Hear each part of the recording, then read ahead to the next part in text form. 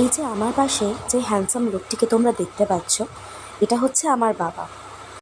তাই ভাবলাম তারই কিছু ট্যালেন্ট তোমাদের সাথে শেয়ার করব। আমার খুবই ফেভারিট একটা ড্রয়িং, যেটা আমার বাবার হাতে করা ক্যানভাস পেপারের উপর অয়েল পেন্টিং। তোমরাই দেখে বলো কেমন লাগছে।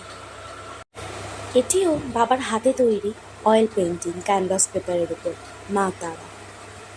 এবারে একটু বাবার হাতের প্যারিসের কাজ দেখাই, যেটা দেয়ালের উপরে করা বুদ্ধদেব। আর এটাও দেয়ালের উপরে করা একটি প্যারিসের কাজ, রাধা আর কৃষ্ণ, যেটা আমার ফেভারিট। এখনও যদিও ইনকমপ্লিট, তবুও দেখতে কত সুন্দর লাগছে, তাই না? আর এটা একটা গণেশ, যেটা সিমেন্টের করা। এটি একটি মাটির মূর্তি, বুদ্ধদেব বাবার হাতের তৈরি। আর এই যে শিব দুর্গাকে দেখতে পাচ্ছ আমাদের মন্দিরের, এটাও কিন্তু আমার বাবার হাতে তৈরি একটি সিমেন্টের মূর্তি।